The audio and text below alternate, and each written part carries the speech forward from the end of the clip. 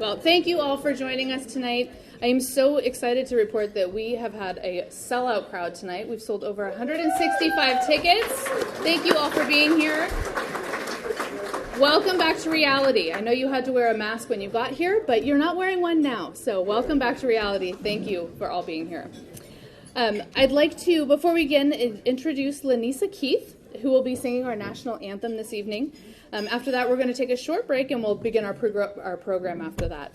Lanisa is a longtime San Ramon Valley resident whose story begins with her mom and her amazing voice and her dad and his ukulele. It's no wonder that her musical career took off from there. She's an award-winning Christian singer and songwriter. Her husband and high school sweetheart, Brian Keith, is also here with us tonight. Brian, say hello. Where are you? There he is. There we go. Thank you, Brian. They are longtime San Ramon residents, and they are here with their 4 children, Malia, Jordan, Taya, and Nathan. It is my honor to ask you to please rise for the national anthem and to introduce Lanisa Keith.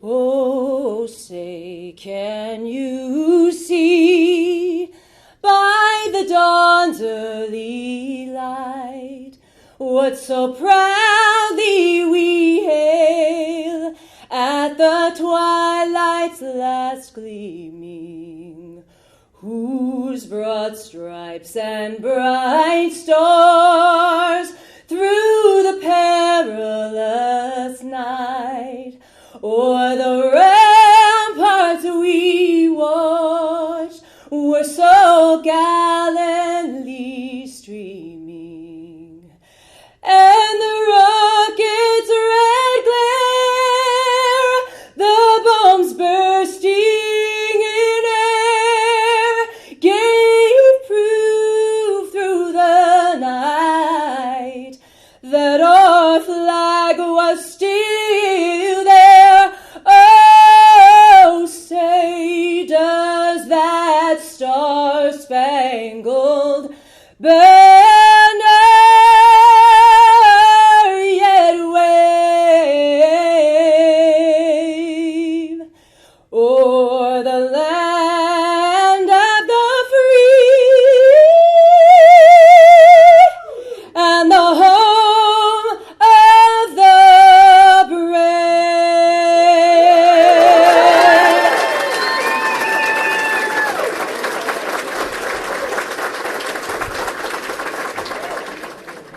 Thank you again so much for coming this evening. My name is Kira Fike. I'm the founder of Ignite HR Solutions, and I've been honored to serve as the chair of the board for the Danville Area Chamber of Commerce this past year. I wanted to thank you all again for joining us this evening as we recognize our hometown heroes, healthcare workers, police, and firefighters who make an active decision every single day to be of service to the rest of us. We're so very lucky to have you. Yes, thank you. We're so very lucky to have you taking care of all of us, and after the last 20 months, to just say thank you doesn't seem like quite enough, but we're sure going to try tonight. Before I pass the mic to Mike, I do want to take a moment to also recognize my fellow board members for the past year. If I call your name, please stand and take a moment. Pat Burgess of Compass Realty, immediate past chair.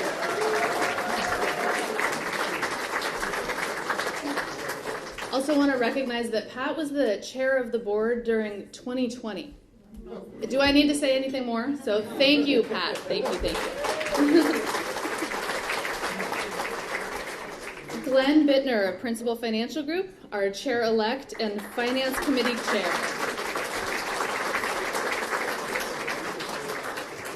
Uday Kumar of Small Cakes of Danville, our membership committee chair.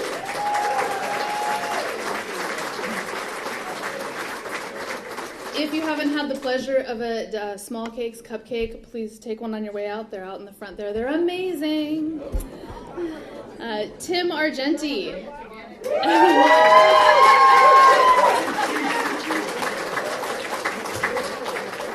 Tim is the Community Relations Manager at Republic Services. And he's also the co-chair of our Economic Development and Government Affairs Committee this year. Thank you, Tim. And his fan club. Thank you all. Brittany Doyle Riley. Where are you, Brittany? Brittany's an estate planning attorney at Doyle Quain here in Danville, and also the co-chair of our Economic Development and Government Affairs Committee. David Baring of the Wheelchair Foundation. Thank you, David. Kim Lindeberg of the Lindeberg Group. Where are you, Kim? Thank you, Kim. San Ramon Valley Fire Protection District Chief Paige Meyer.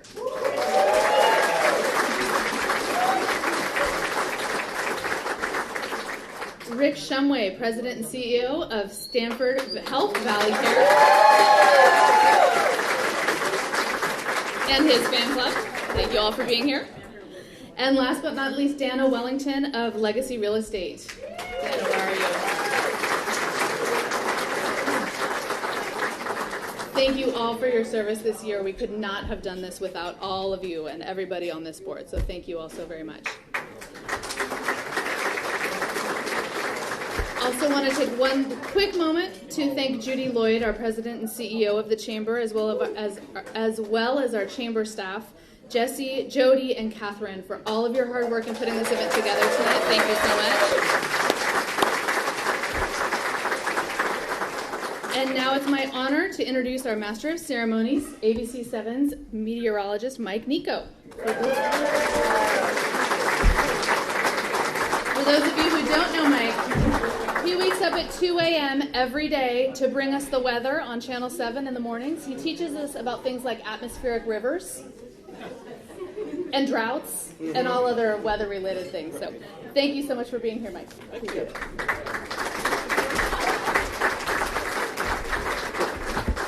All right, thank you, Kara. So if I ever need applause, I just say, Rick Shumway!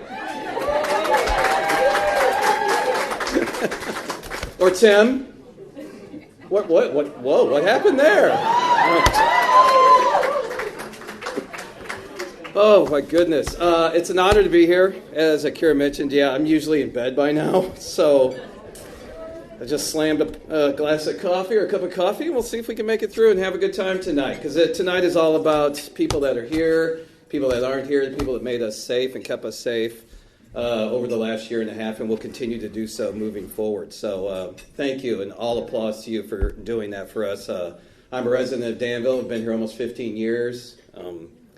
Kids have grown up here. Candace Anderson's son, I'll just say he was at our son's birthday party. He didn't break his arm there or anything like that. That never happened. I know Judy. As many of you probably do, have met your friends or neighbors through baseball. Her son Michael and my son Mitch played travel ball together. He went to Monte Vista. My son went to San Ramon. They're still friends. So I'm ingrained in this community like you are, and I care about it a lot. So that's why I'm here tonight past my bedtime, and we're going to have a good evening. So let's stop talking about me, because this is about you. It's also about the Danville Area Chamber of Commerce, and I'll tell you a little bit about that. This year has been a revolutionary year for the Chamber, as our community has dealt with business startups and stops, the challenges of COVID-19 on employers and workers, and as well as how to pivot during a pandemic. I mean, it's been 100 years. None of us were around for the last one.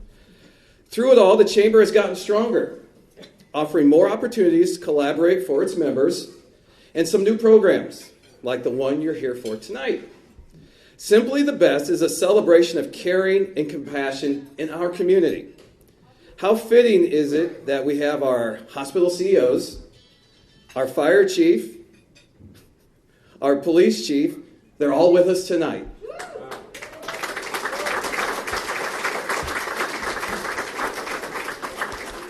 They have remained strong and steady, the rock, under circumstances none of us could have ever predicted.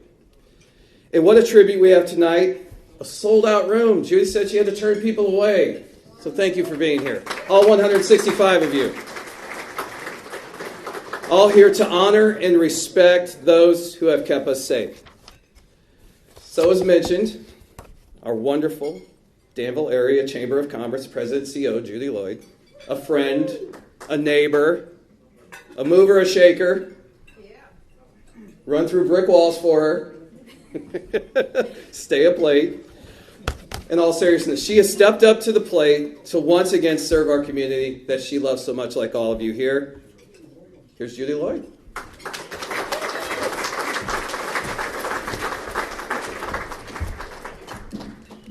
That's obviously a little tall for me. So I'm not one for podiums, and I'm sure you can understand why. But I do have some things I want to say tonight and some people to thank. This is a really proud moment for me. When we first thought about this, we thought we ought to do something to honor our hospital workers, and I really have appreciated all of you who are here today. And our police and our fire during this pandemic. We dealt with things we never thought we would ever have to deal with, as Mike said. And I want to take just a minute. This is going to be my personal moment. So, Lenisa Keith, are you amazing or what? I mean, that rendition of the national anthem.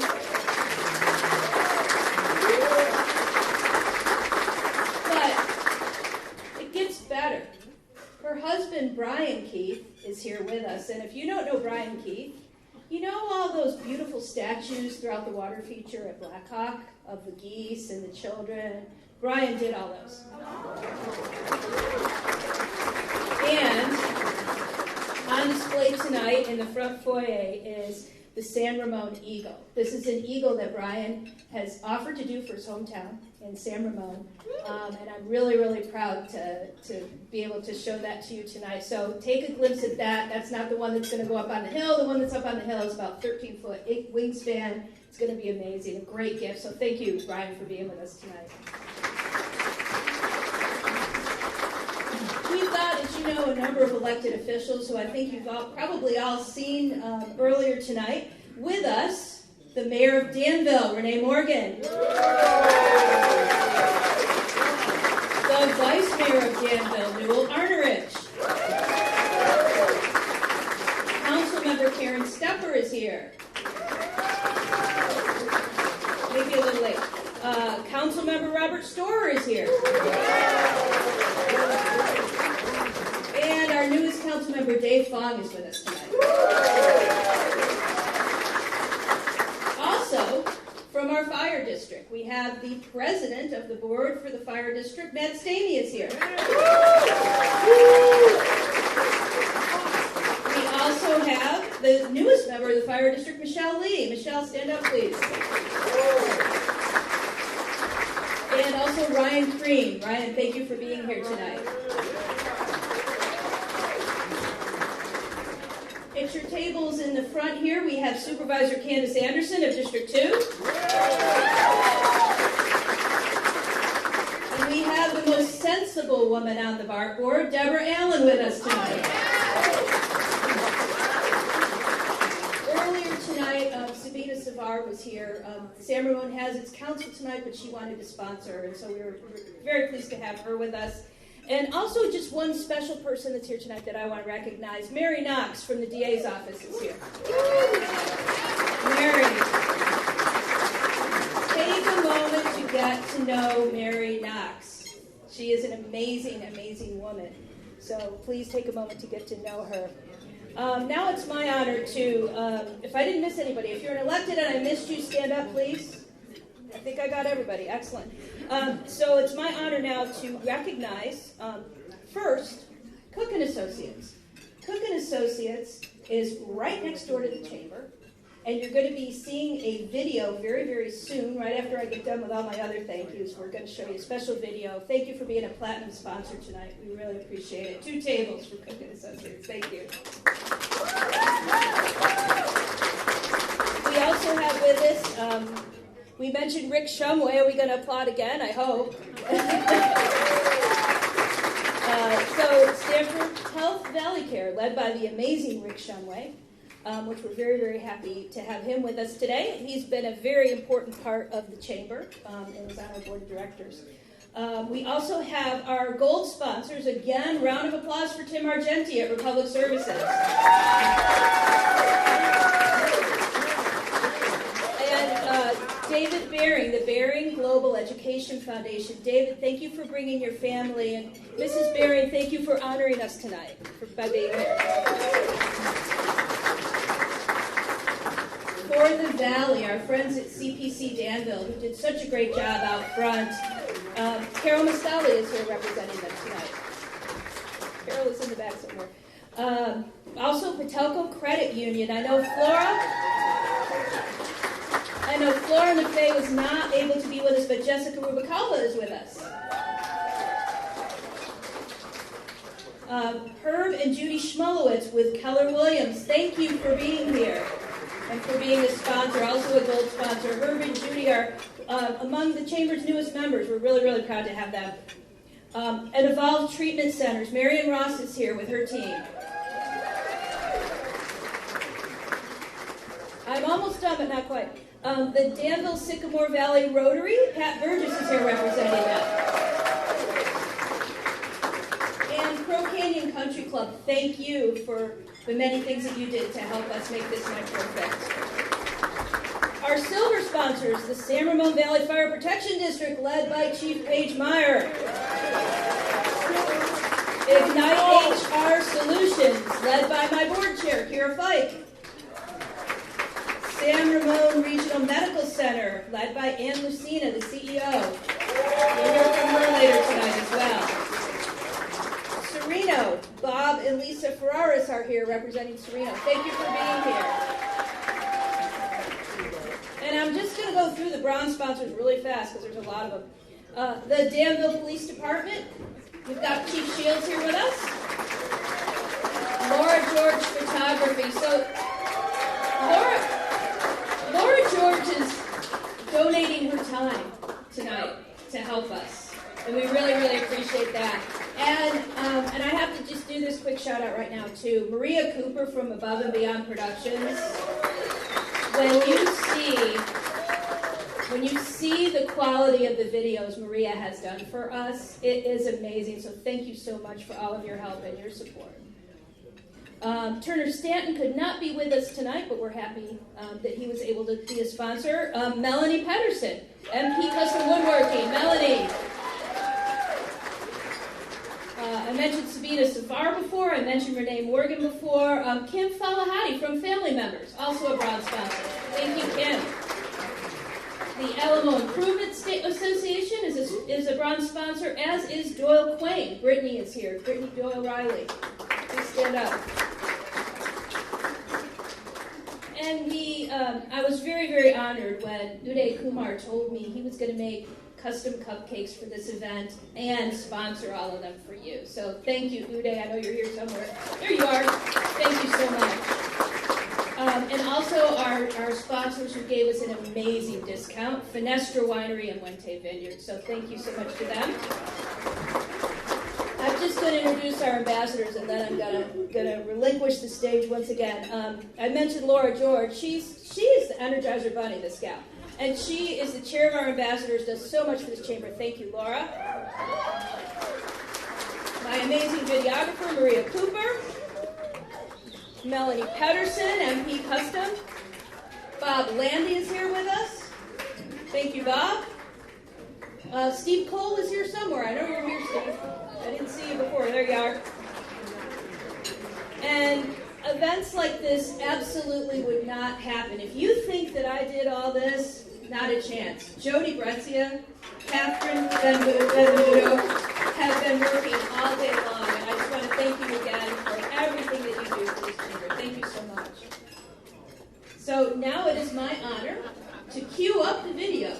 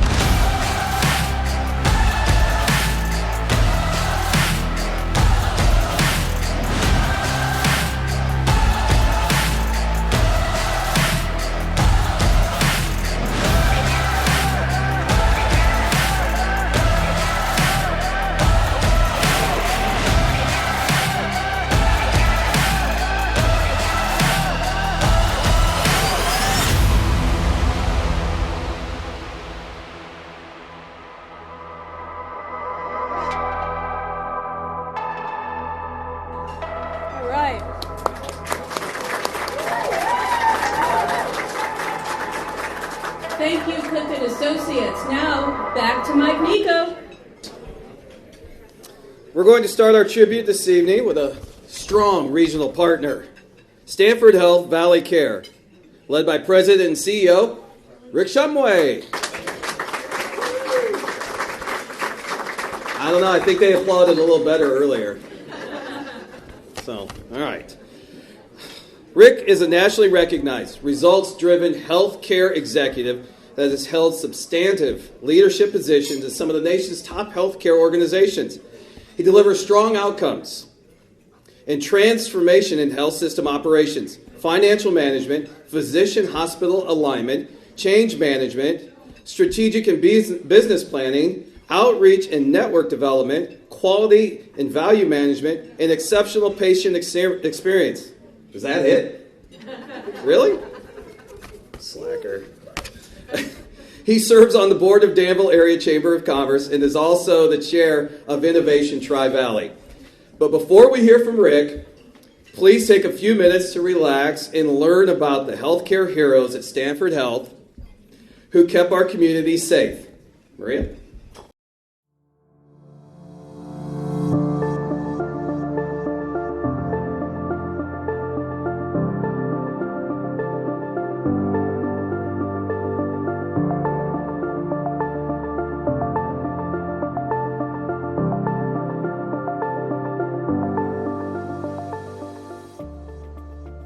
Just navigating how to continue to do my regular job on top of COVID. There was COVID, screenings, COVID testing, and then later on COVID vaccines.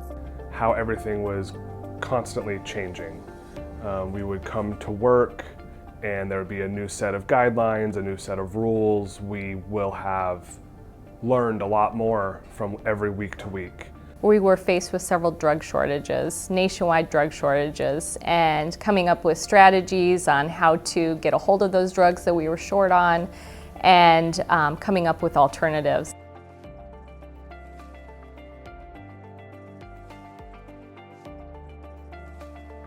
All the time I was always getting calls and emails and text messages asking, how are you?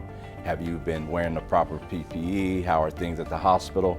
And I would just always respond in a positive manner saying, hey, I knew that what I was getting into when I signed on at the hospital, and I was more than happy to serve and help sick people. Most of my family, I always kept them informed of what I was doing, how we were protecting ourselves as an employee with all of our PPE, being careful, and just talking to everybody, letting everyone know, little checkups here and there, checking in with family, friends. With my family, I wanted to make sure they were kept safe also. So when I came home from work, I was very judicious in making sure that I took off my scrubs and made sure that I had showered, basically. Even the little things, that made a huge difference, as well as reassuring my family that that we will get through this.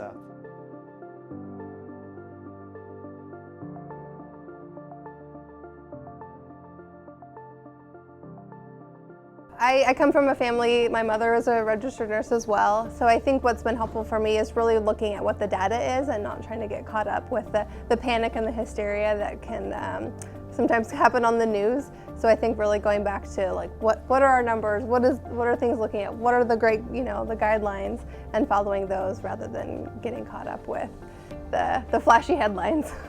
My family. So through this whole pandemic, I just always had to think about, what can I do to get us out of this? Obviously, it's not just me who can get us out of this pandemic, but what can I do to contribute so that we can get out of this pandemic, so that me and my family, that we can go back to our normal life. So what helped me cope during this time of uncertainty was not being afraid of it. There were so many things that we could not control. Being informed, sharing what I knew, learning more, listening to the emerging expert advice and direction that we were being given, and knowing that I was there doing something bigger than myself and supporting others was most important to me, and it kept me grounded.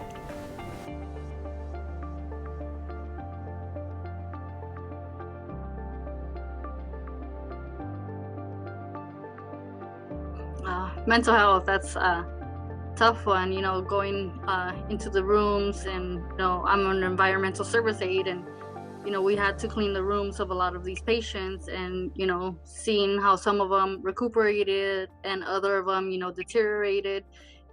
We're still humans, and, sometimes we would go home and, to go home crying and like not understanding, especially at the beginning, when there was like little to no contact with the patients. It was heartbreaking, but, just try to keep your head up, and, it's just have a lot of support from family, friends, from our managers as well, whenever we felt upset, having their support also, probably pulling us from that unit for a day or two, that would always, help sometimes.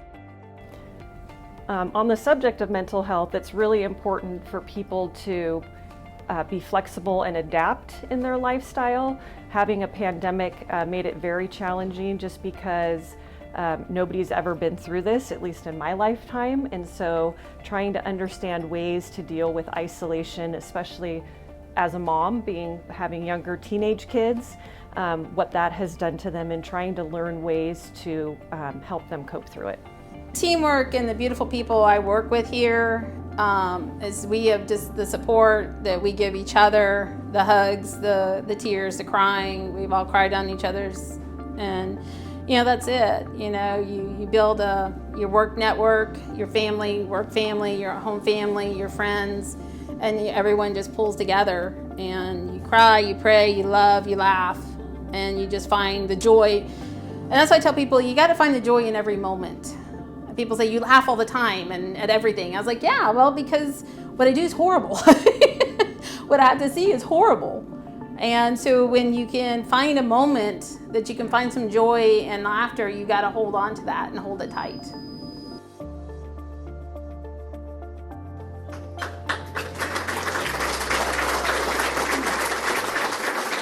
Well, thank you all for being here tonight. I think as I watched both of those videos that we just watched, I've come to two unequivocal conclusions. Number one, I am completely underprotected. So I think I need to have a conversation with Cook and Associates at some point in time. But be that as it may, the other thing that unequivocally I have come to the conclusion of is I am just as honored as you are to be here tonight with the people that we're recognizing. I have a couple comments I just want to make. First and foremost, thank you to the Danville Area Chamber for doing this. I have to say, when you think about the last 20 months, it does not feel like that long ago that we were standing on our doorsteps at 8 p.m. clapping for our frontline workers. It doesn't seem like that long ago that people were saying hello to loved ones in critical situations through windows. It doesn't seem like that long ago that people were creating creative posters and signs to post outside of the hospitals, really to recognize the people that were inside, that were doing things that nobody else was. It was really an opportunity for all of us at that time in some small way to say thank you for people that were changing lives. And I think that was really a meaningful thing. But fast forward, right? Here we are 20 months later, and I can tell you that every single one of us wants to be normal again. We like this. This is a really amazing evening tonight, and we're glad to be here together, vaccinated and unmasked. But I'll tell you that the people that were there 20 months ago are still there, and they're still doing the same things that they were doing 20 months ago to make sure that we're keeping our communities safe. I am here. Yes, please. I'm here to tell you tonight that, again, they're still there. They're a little bit battle-worn. They are a lot tired, and they're a lot exhausted. They have gone through things that none of us can even imagine, and have gotten through it really with sheer will and sheer grit. And so the support of our frontline workers continues to be as important today as it was 20 months ago. And so I want us to continue to keep that in mind. Fortunately for me, I do have an advantage that most of you don't. I get a front row seat to this every single day. I get to watch and I get to observe the amazing things that our teams are doing every day, the passion that they have, the impact that they have, and the desire that they have to come back every single day to make sure that people are being taken care of in their greatest moments of need. And so tonight, I am incredibly proud to represent. I didn't wear one of the nice name tags that you had tonight because I wanted to wear my Stanford Healthcare Valley Care badge. I love being associated with this team. They're amazing people. So I have to say that while literally we could recognize every single person in our organization, we have a number of our teams that are being represented here tonight, individuals that went above and beyond and made tremendous contributions. I am going to ask you to stand up and wave. I know you probably don't want to, but I'm going to ask you to do that. And we can clap during or after, whatever we want. But let me just tell you a couple of people that are here tonight. So Tess, stand up. Tess was one of our she works on our 3 West unit, which was our COVID unit, is our COVID unit, every single day. And I remember having conversations with Tess all the way through about how things changed and all the things that were different, and they kept coming back. Jen Rilston is our manager of our COVID unit. Really led that team in an amazing way. Ruth, could you stand up, Ruth? Ruth is one of our environmental services team members, along with Garrett Riller. Garrett, will you stand up and wave? Also one of our environmental services leaders who made sure that infection control was taken care of during the course of this pandemic.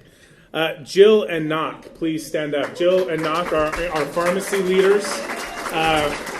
For those of you who have received a vaccine, I bet there are a number of you in this room that were directly affected by Jill and Knock. And so they are to thank for a lot of that.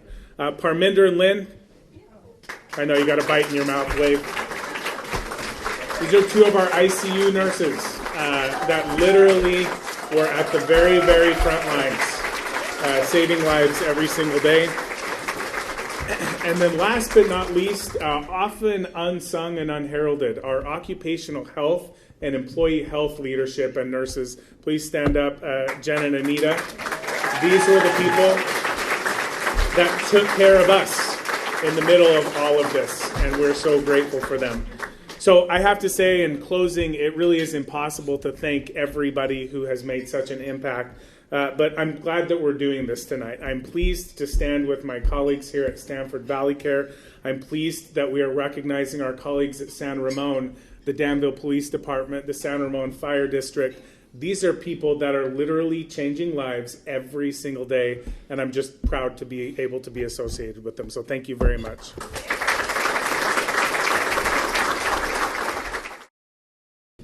So I thought I should mention why there's people walking around with these gym bags, these beautiful Stanford Health Valley Care gym bags. In those gym bags for all of our honorees are coupons and different things from the businesses in Danville that they wanted to give you, as well as a specialty t-shirt with a very unique design that's got the Danville Chamber logo on one side, but it says Danville on it, and it's a very cool t-shirt that we actually sold at our Fall Fest, and a t-shirt from San Ramon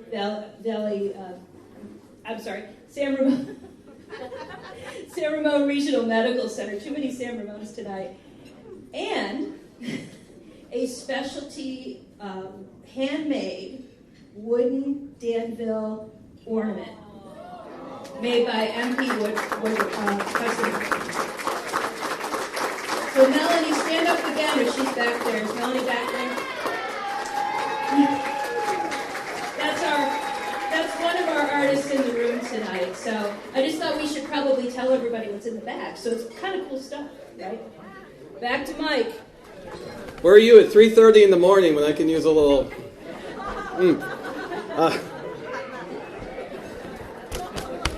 That's what time I get to work.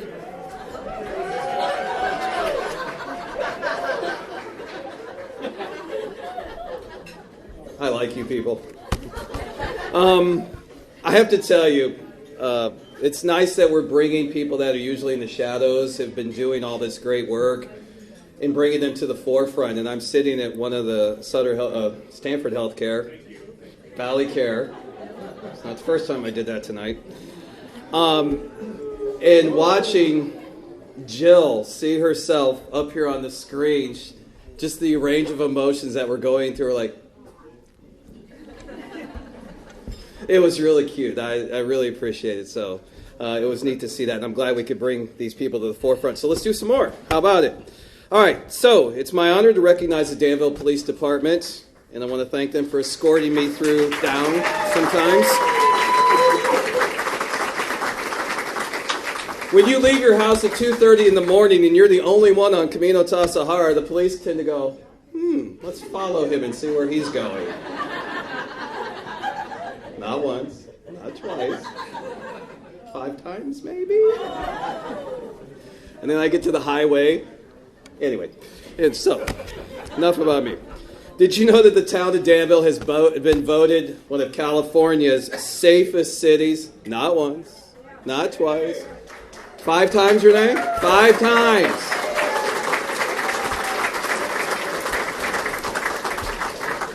That's because they follow people like me around at odd hours in the morning. Actually, it's because of the great work and leadership of Contra Costa Sheriff David Livingston and our Danville Police Chief Alan Shields.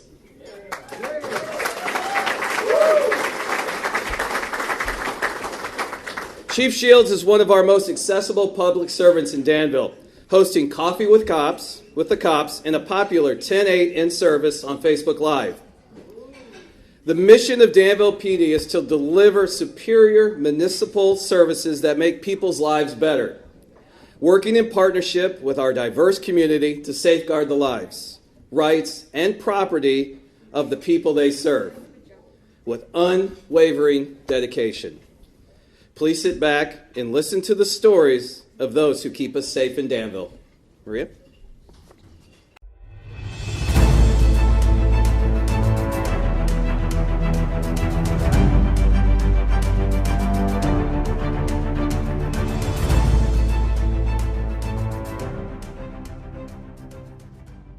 The biggest challenge I faced during the pandemic initially was just maintaining a high level of proactivity during a time when everything was shut down.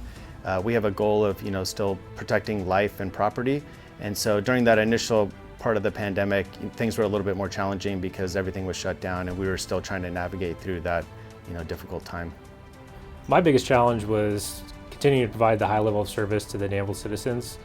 A lot of things changed for us. We try to limit our contact with people as much as possible just to keep us safe and the public safe.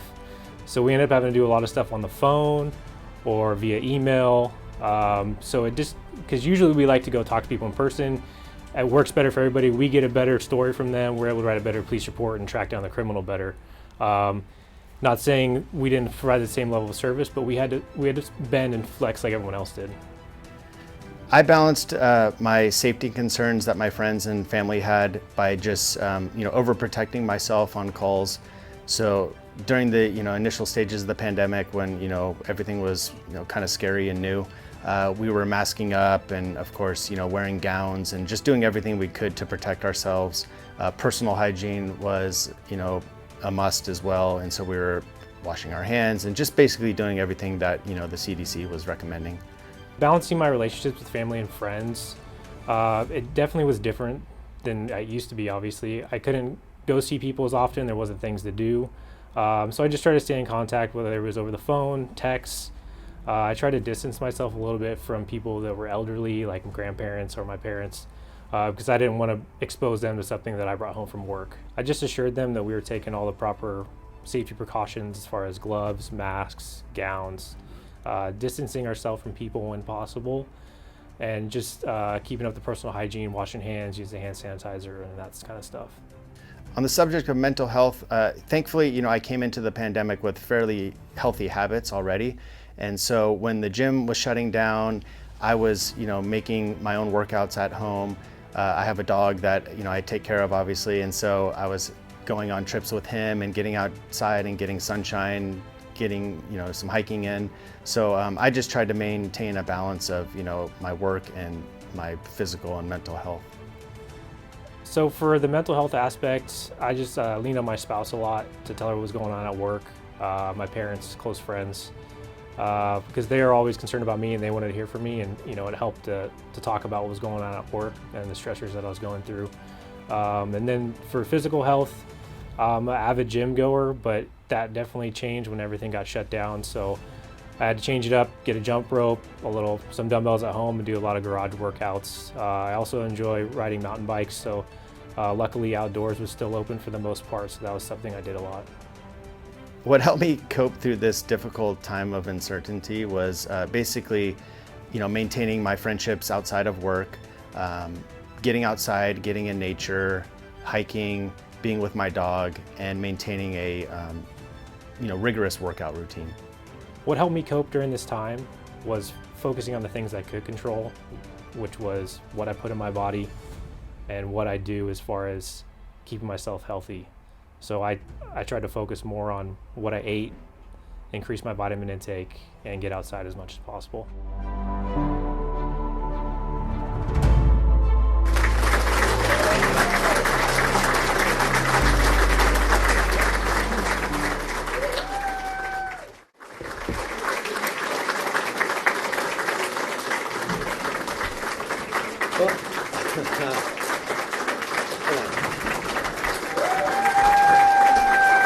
Okay. All right. Okay, so this is officially embarrassing, and I'll tell you why. Because I don't know if you watched that video, but now everyone in this room knows I only type with about 4 or 5 fingers. Right? I don't type with all my fingers. It's absolutely embarrassing, right? And I think I must have picked the 2 fittest cops we have to put this on. But I actually want to start with someone else's statement first. I had to pull it up because, regrettably, I don't know it word for word. But where's my CPC family out there? Raise your hand. All right, good. Okay, so if you don't know, CPC has a statement called For, and it says, being for others like God is for us can change the world. We are for you. Okay, think about that. Let it set in for a minute. Let it just soak in. We are for you. Okay? Mike talked about our mission statement. Our mission statement is to make people's lives better by safeguarding the lives, rights, and property of the people we serve. So the environment may change, but our commitment to all of you never changes. We're always here for you, always. And I think that's what you saw in the video, is that no matter what's going on, you know that your Danville Police Department is going to be here for you. Okay, before I get going, I really do want to thank the Chamber of Commerce and Judy. You did a fantastic job with the event, but frankly, over the last couple of years, the Danville Area Chamber of Commerce kept Danville alive. When the storefronts are busy, when the businesses are full, that is a safer community. We know that when a business community gets hollowed out, our jobs as police become incredibly more difficult. It is really, really challenging. And so the extra effort that our chamber and our town council and our mayor and our development department put in really made our job in law enforcement easier. So kudos and thank you to you for keeping that going.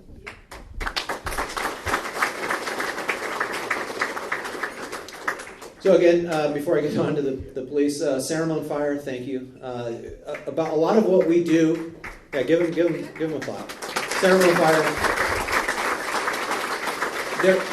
There isn't a better place to live due to Ceremon Fire, and that's the bottom line. A lot of what your police department, what your fire, what your public servants, what we needed to, quote, stay in the fight. Chief Paige Meyer is very responsible for keeping us in the fight.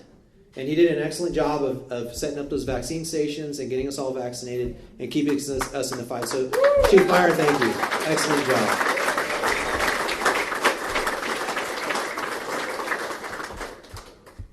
In Valley Care, Valley Care and Ceremon Regional, those are the 2 hospitals in the area that we use quite a bit. I do appreciate it. We had staff members come to your hospital. We had family members come to your hospital, and they were well cared for, and you did an absolute fantastic job. And we know that the environment changed day to day, and you kept up with that pace. So thank you, and an excellent job to all of you. Okay, so I talked about what the police department's mission is, right? We're here to safeguard the lives, rights, and the property of people we serve. We were under a public health pandemic, right? That's a huge change in the environment. And we needed to make sure that we were still thriving and there to stay in the fight and protect all of you. And I remember the day. I remember coming out when everybody was sent home, and it was the 15 days, and then it turned into weeks and months and years. But I remember that very first day, the onset, I had several officers pull me aside, and they said, "Hey, Chief, we've worked really, really hard. We've worked really hard to make Danville a safe place. I'm afraid that these crooks and these criminals are going to think it's open season and that the cops aren't going to be out there, and we're not going to be there keeping the town of Danville safe." And there was a huge level of concern. And so we took a lot of effort and a lot of pride in being for all of you. Yes. And so what we did was we made sure that we maintained some separation. We clustered into teams, and I think like you saw in the video, we maintained a little bit of personal health, and we made sure that we were there. And to talk about Officer Barbero and Officer Stark back there, I'm going to just leave you some fun facts real quick. Officer Barbero will not hesitate to tell you that he was a part of the De La Salle undefeated team. He was a running back. So if you're a football fan, you can actually go back there right now and shake the hand of greatness, as he would call himself. All right, that's a thing that he does. It's just who he is. And Officer Stark, I believe he has taken over as the strongest man in Danville PD. I'm pretty sure I see him in the parking lot. He talked about a jump rope and some other small items. I think he throws telephone poles back there to set on strong. So, but amazingly enough, these folks were out there for all of you. And a couple of things. And I know that our day-to-day lives, and I'm happy to live in Danville. And I have a lot of pride in living in Danville. And I love it because I know that my family is safe. Right? We were doing a coffee with the cops. We call it coffee with the cops, but it's actually ice cream with the cops because it was Foster's Freeze Friday night. And I asked all these kids, I said, "Hey, people, property, and rights, that's what we protect. What can we do better to serve you?" And you know what these kids were telling me? These are 16, 17, 18-year-old kids. They said, "Chief, we kind of like it here. We feel safe. It's 9, 10 o'clock at night. We can walk to and from our school and home." She's giving me the music off. I see that. That's happened before, but I have the mic. I don't know how this works. Unless you cut the sound. So I do want to leave you a couple quick things. I only have 2 more points, and I promise I'll get off. The hook is got to be pretty big to get me off. So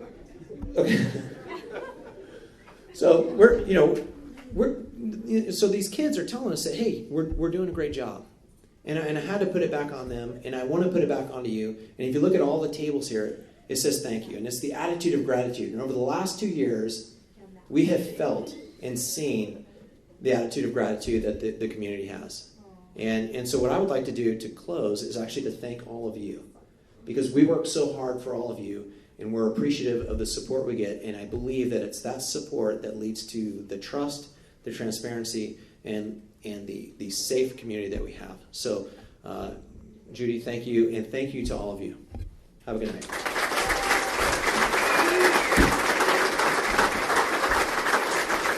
Whose phones are whose here? I have no idea. I think that one's mine. There's like 3 phones up there. I don't know whose is whose. Are you sure you're finished? I mean, I got more time. Chief Shields.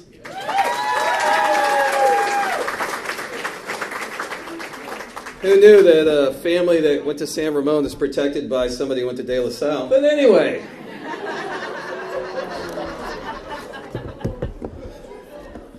I don't know how old you are, but I'm sure my son was probably chasing you from behind. All right. San Ramon Regional Medical Center.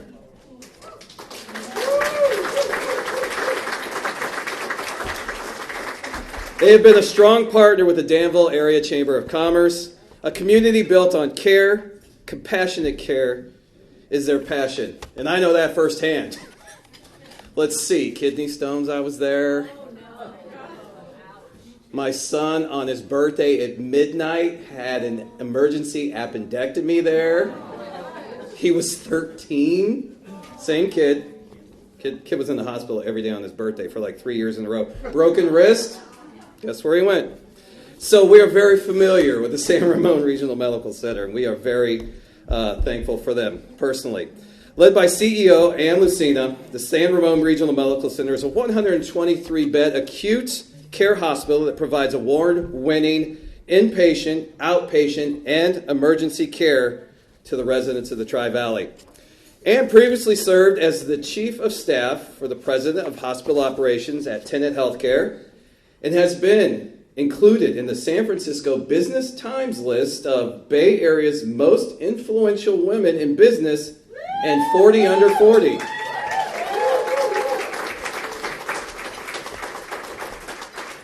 Join me in honoring healthcare heroes at the San Ramon Regional Medical Center.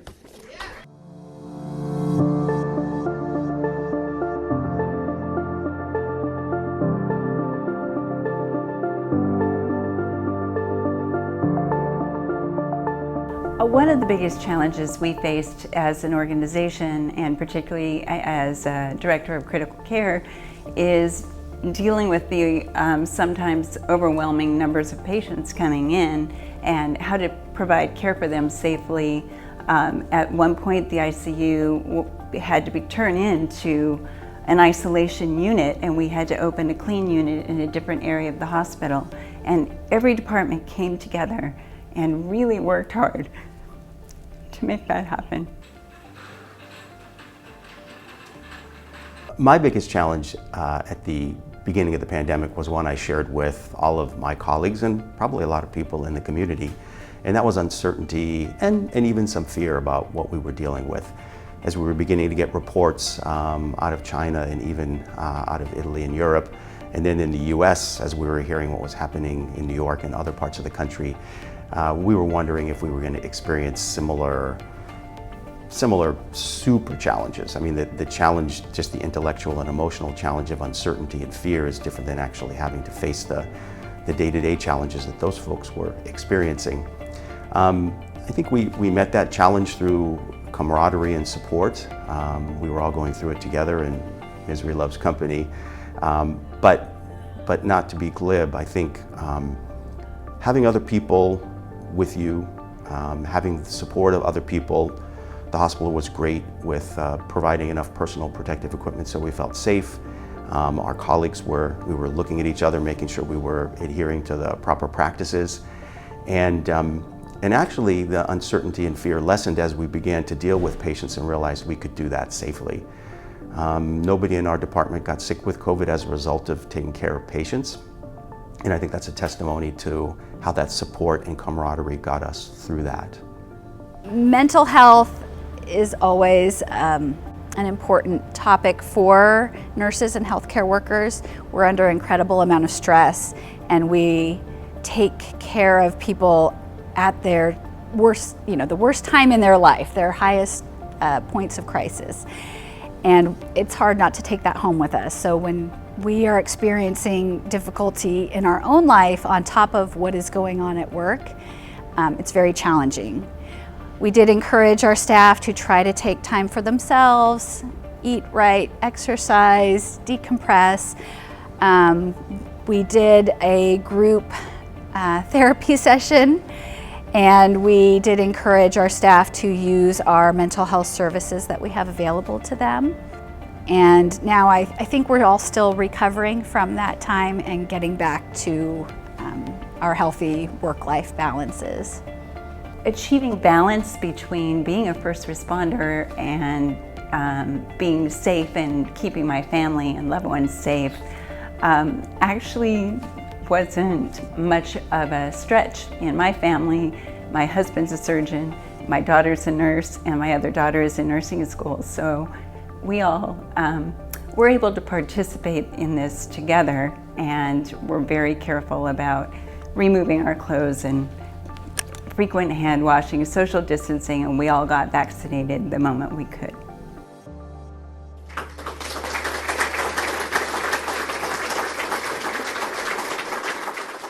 I'm guessing that nobody in this room follows the weather patterns more than me, except Oh, where is she? I thought she was coming up. Oh, there you are. I'm sorry. Get on up here. All right. Sorry about that, Ann.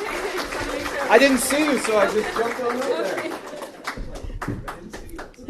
Thank you.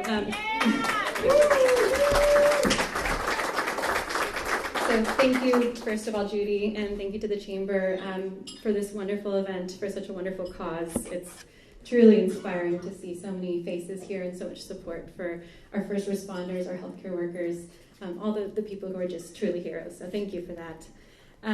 So there's some things that we've grown to expect every year. Tax season comes every April. Every holiday season, which it seems like starts in the July timeframe and runs all the way till New Year's. All of these things that come every year. And another one of those events is the release of a new superhero movie. It might be reliably a new Marvel movie, DC Comics, some sort of blockbuster film about superheroes. And these movies portray superheroes in well-coordinated spandex with capes. They have abilities that make them better than the rest of us, certainly better than mere mortals. They have superhero bravery, a moral compass that never deviates from the right direction. I used to really enjoy these movies, and I thought they were very exciting, very inspiring, but lately I find myself losing interest and not really caring as much about these types of films. And I think I know why. It's because I don't need to watch a movie to see what bravery is. I don't need to sit there.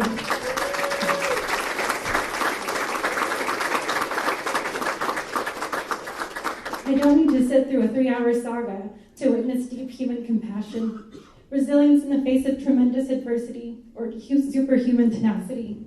I don't need to buy a ticket to see superheroes strutting around in fancy costumes because I have the incredible privilege to see real heroes, superheroes every day, wearing scrubs, white coats, and uniforms.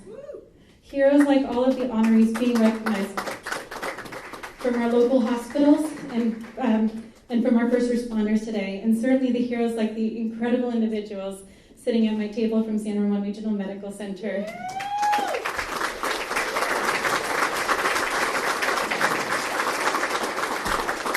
The fortitude they've demonstrated, the commitment they've held to, the sacrifices they've made over the last 20 months are more heroic than any Hollywood film could ever portray. And the humility with which they've done their work only compounds the deep admiration I have for them. Calvin Coolidge once said, "Heroism is not only in the man," I would add, or woman, but in the occasion. Heroism has always been in these individuals, but the COVID pandemic has been the occasion when we needed them most, and they truly rose to the occasion. I'd like to introduce the honorees from San Ramon Regional Medical Center. I'll ask them to stand up and wave. So first we have Vicki Wynn, our Nursing Director of ICU. And we have Amy Campos, our Director of Inpatient Services. We have Ruth Burke, our Nursing Director of the Emergency Department. We have Dr. Michael Pizzini, the Medical Director of ICU. And Dr. Joseph Toscano, the Medical Director of our Emergency Department. And I'd also like to recognize our amazing Chief Nursing Officer, Wendy Sierravar. I truly cannot say enough wonderful things about these individuals. They are phenomenal clinicians and leaders, and they're just incredible human beings. I'm endlessly grateful and deeply honored to have the opportunity to work with all of them. They inspire me every day. More than any comic hero could, they have made a positive impact on the lives of countless individuals, both during this pandemic and during their incredible careers in healthcare. Thank you for giving me this opportunity to recognize them for the amazing superheroes that they are. And thank you to all of you for the incredible support you've provided as a community to all of our healthcare workers at all of the local hospitals and to all the first responders during this time of need. I'm so grateful. Thank you.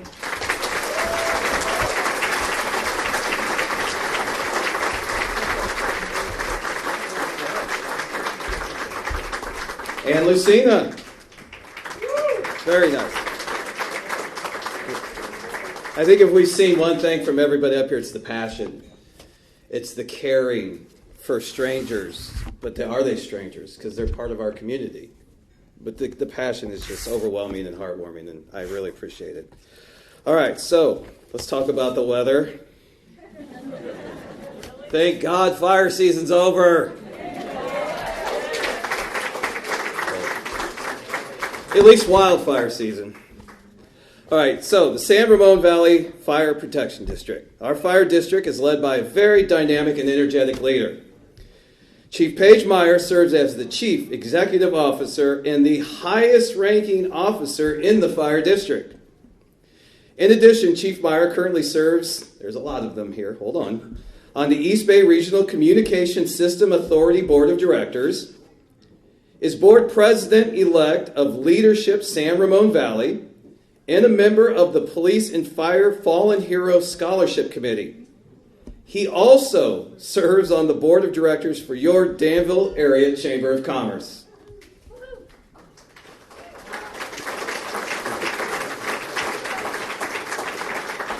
There's more. He is also the current president of both the Contra Costa County Executive Fire Chiefs Association and the Contra Costa County Chiefs Association. Chief Meyer was appointed as an honorary Air Force commander with the Travis Air Force Base in 2018.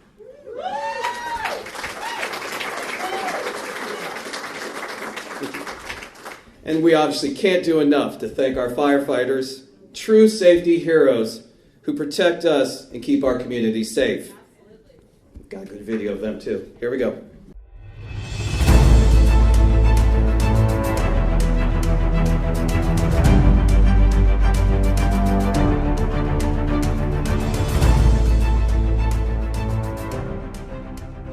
One of the first things that the chief had us put together was a communication plan. We felt that with all of the different information coming in through social media, some of it conflicting, different information from different health organizations, that was really important for the overall mental well-being of our first responders to have good information, as vetted as it could be. So one of the first things we started doing was twice a week situational status reports to all personnel, and we at some point started off with weekly conference calls to all basically district employees to keep everyone on the loop and kind of set the path forward of our direction and the steps that we were going to be taking in order to keep our first responders and our citizens safe.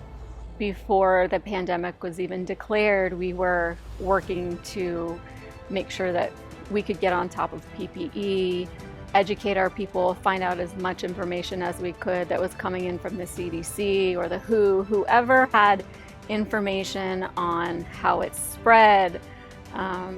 Something as simple as how long does it last on surfaces?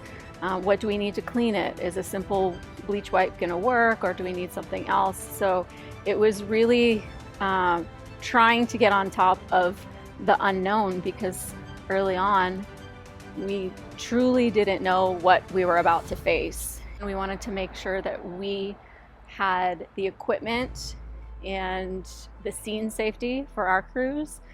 So we focused on high quality PPE. Coordinating an academy during a global pandemic presented many challenges, but ultimately in late November it actually caused for us to need to postpone the academy. We weren't able to continue due to so much in-classroom learning that due to the rising numbers we were unable to continue. But due to the direction and leadership of the fire chief and the board of directors, we were not only able to retain those employees that we had, those 10 recruits, but we were able to put them to work along with our line personnel in the administration of vaccines to the community, along with our line personnel. We conducted drive-through vaccination clinics predominantly here in district, but in addition to that, our recruits and line personnel delivered and administered vaccinations throughout the county to nursing homes and care facilities, basically providing vaccines to those people that weren't able to come to our drive-through clinics. At the conclusion of that effort, all told, we delivered just short of 12,000 vaccinations to the community. Well, we had the increased call volume, people that thought that they were getting sick, people that weren't quite sure as to what rules could be followed and what was required of them. And so we were having to deal with those increased calls. In addition to that, we had people that were out for possible quarantine time, which made short staffing in here and made some extra overtime that we had to work. And it was just trying to adapt to all of the changes, both in the society and in here, and trying to adjust to them. It's just been a crazy couple years, and we have done a great job of adapting with everything that's been thrown at us, and I'm proud of all the dispatchers and all the police and fire crews and everybody that's had to go through all the changes and adapt with everything that's been handled. I'm proud of them.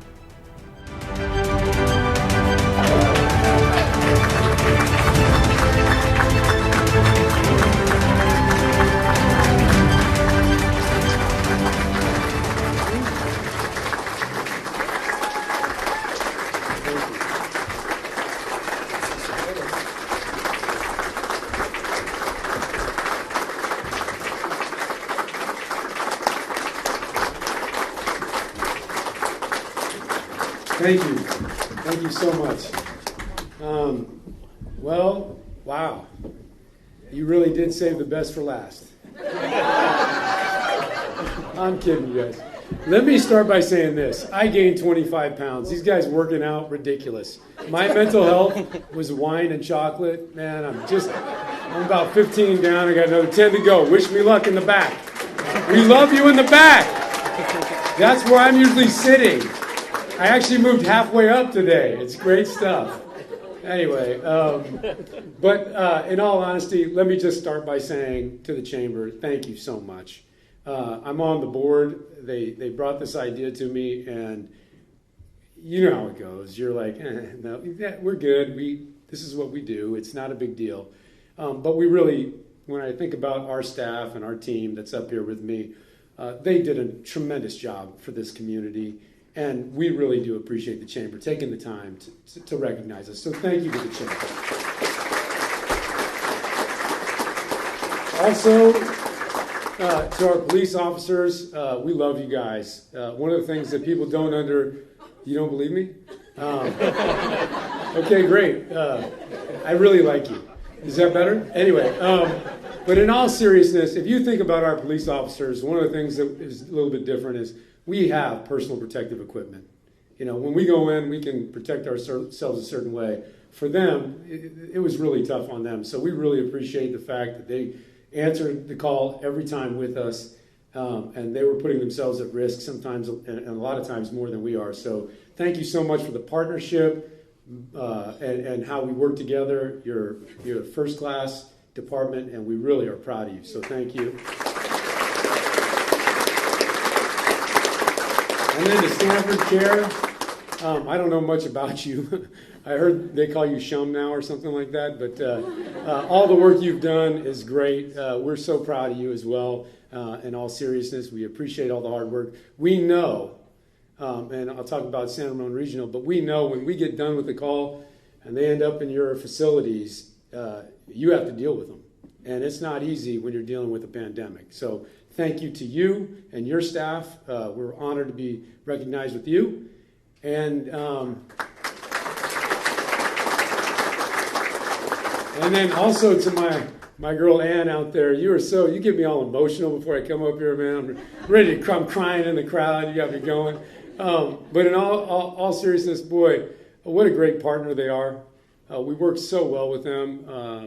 We have a hospital that's second to none right here in our district. And I will tell you, and Ann knows this, I will continue to try to take people away from you to work for the fire district. So don't be mad at me, but we love you guys, and we really appreciate all you do. You're amazing.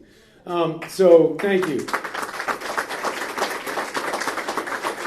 One of the things that people don't understand about the fire district sometimes is that we have board members, fire board members, and my job can be very difficult or can be very easy depending on who your bosses are. And I happen to have the best bosses in the world, in my opinion. And I'd like to start with President Matt Stamey, who's been with me. And and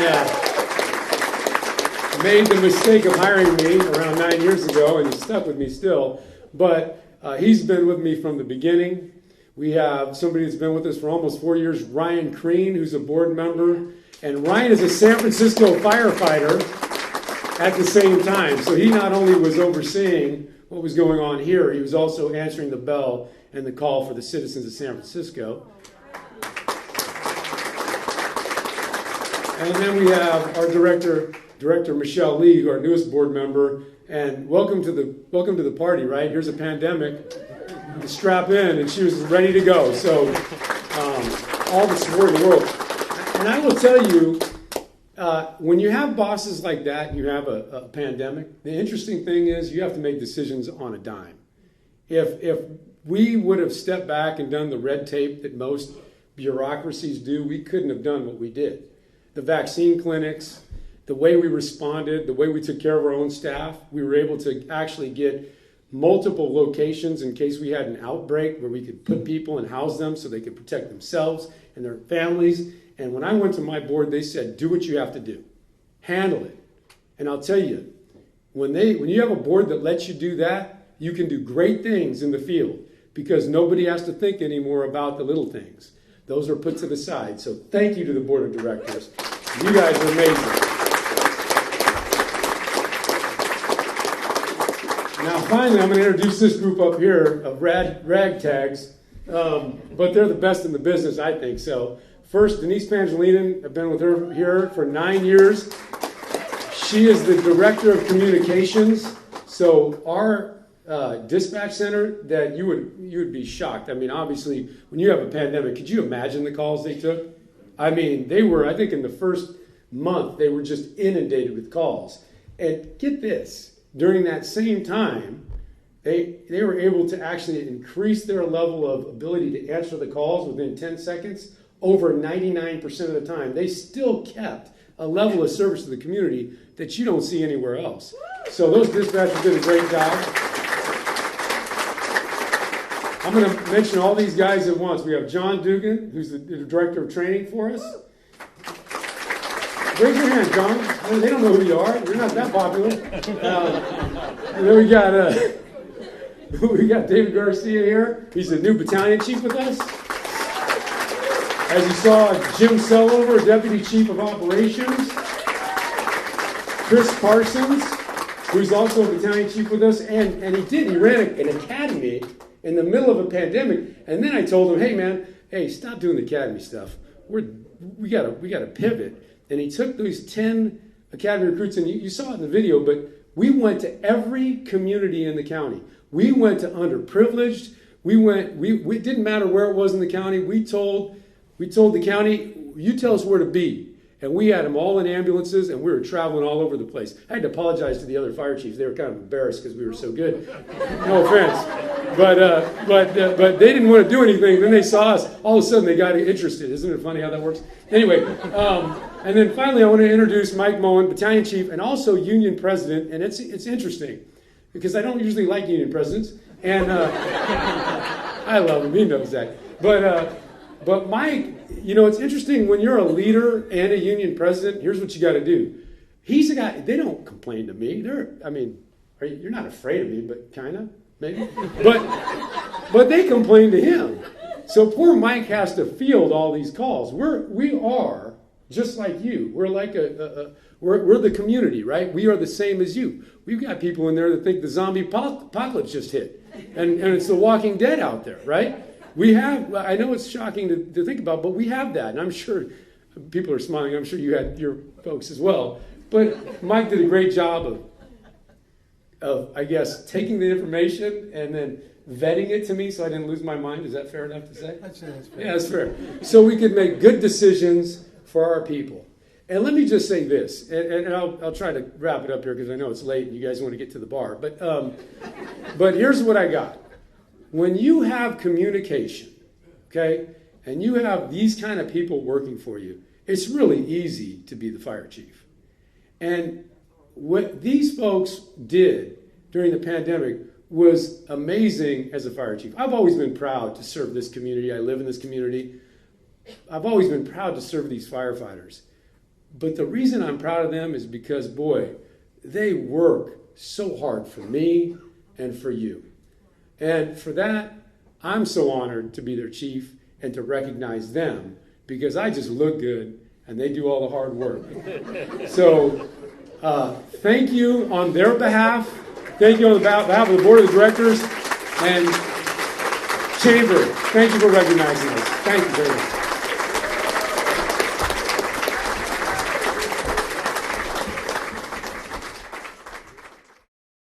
Good. And I'll lived here 15 years. Most of the people I work with live on the peninsula, live in Oakland, because ABC7's, our studios are in San Francisco. And for all they know, we live on the East Coast. Like, why do you make that 70-mile drive every day to Danville? Hello? This is why.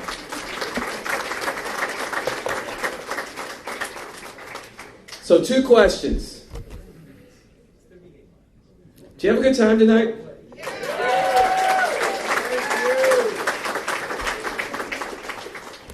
It was a wonderful tribute, and a big round of applause for those that are here and those that aren't, that we're still representing tonight. How about let's hear it for them?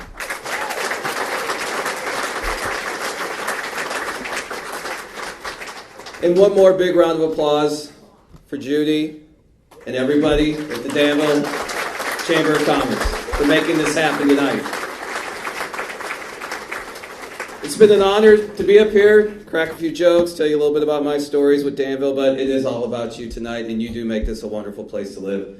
And for that, I thank you from the bottom of my heart. And just remember, 2:30 in the morning, that's me. Thank you. I hope you enjoyed the program tonight.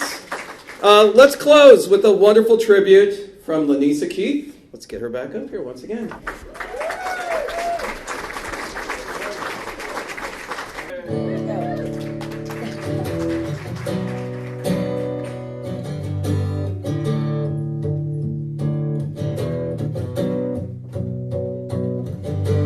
Ramblers in the wilderness, we can't find what we need. Get a little restless from the search and get a little warm down in between. Like a bull chasing a matador as a man left to his own scheme. Everybody needs someone beside him, shining like a lighthouse from the sea. Brother, let me be your shelter. I'll never leave you all alone. I can be the one you call when you're low.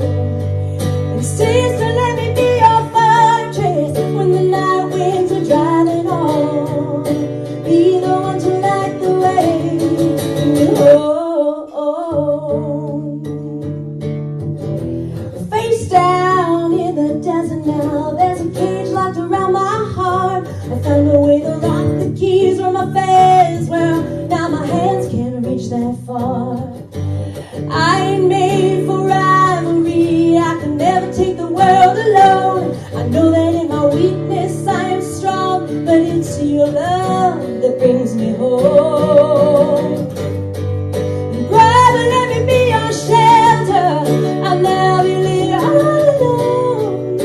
I could be the one you call when you're alone. And sister, let me be your fortress when the night winds are driving on. Be the one to light the way, bring you home. And when you call and need me here, saying where did you go? Sister, I'm right here. And on those days when the sky began to fall, you're the blood of my blood, we can get through it all.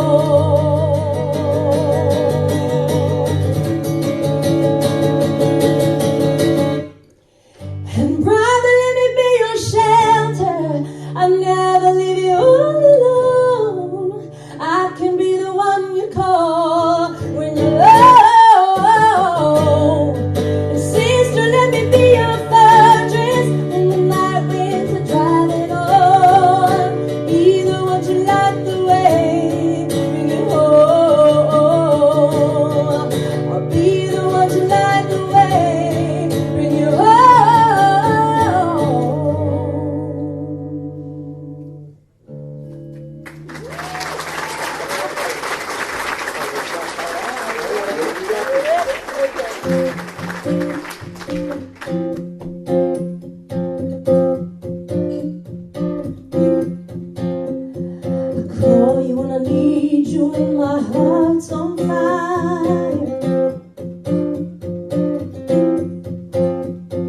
You come to me, wild and wild. Oh, you come to me, give me everything I need. Oh, give me lifetime of promises and a world of dreams. Speak the language of love like you know what it means. And it can't be wrong. And I'm just proud Take my heart and make it strong, baby. You're simply the best. Better than all the rest. Better than anyone I've ever met. And I'm stuck on your heart. I hang on every word you say. Tear us apart. Oh, baby, I would rather it said. In your heart I see the start of every night and day. And in your eyes I get lost, I get washed away. Just as long as I'm here in your arms, there would be no better place. You're simply the best. You're better than all the rest. Better than anyone I've ever met. And I'm stuck on your heart. I hang on every word you say. Tear us apart. Baby, I would rather it said. Each time you leave me, I start losing control. You're walking away with my heart and my soul. And I can feel you even when I'm alone. Oh, baby, please don't let go. You're simply the best. You're better than all the rest. Oh, you're better than anyone I've ever met. And I'm stuck on your heart. I'm hanging on every word you said. Tear us apart. Baby, I would rather it said. You're the best.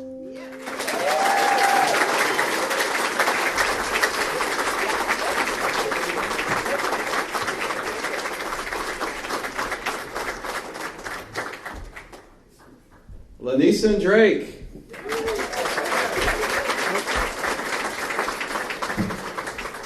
I just want to conclude the evening's festivities by saying, the light at the end of the tunnel, we can almost see it. Hopefully the pandemic is almost over, but there'll always be another challenge. There always is, especially when you're caring for people and you're caring for a community.